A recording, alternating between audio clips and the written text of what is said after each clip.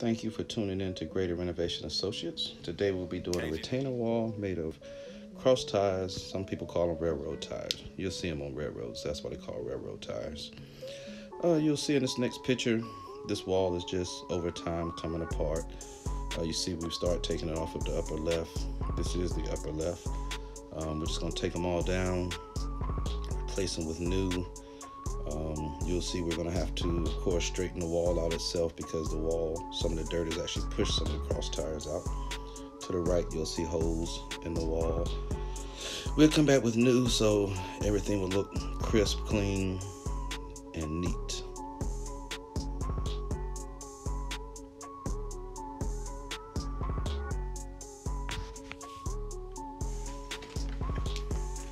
This is a better frontal view. You'll see the damage to wood rot. All that has to be replaced. Half of the wall is gone. We're slowly just taking it down piece by piece, very safely. Now you see that all the cross ties are gone, so we're going to straighten that wall up, get it nice and flush, because of course your cross ties are rectangular, so they'll sit on top of each other, which will give you a pretty straight retainer wall. And if your dirt behind the wall is not straight, of course your retainer wall is not going to be straight.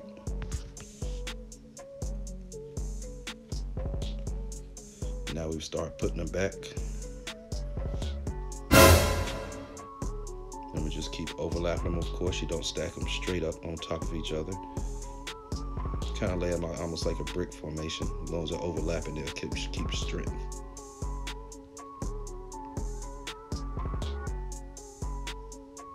And cross tires are not very light, so you definitely need more than one person working with those to pick them up. As you see, we just take them right back up all the way to where they originally were, which is ground level.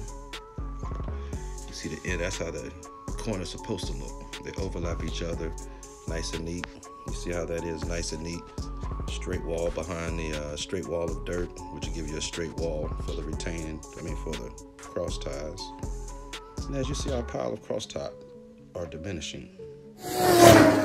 That's the way the wall is supposed to look. Nice, neat, no holes, no deterioration.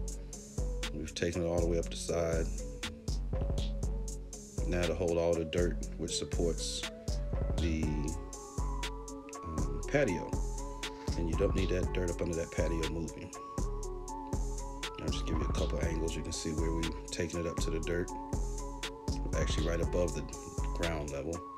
And that is it. Thank you for viewing. Bye-bye. Have a great day.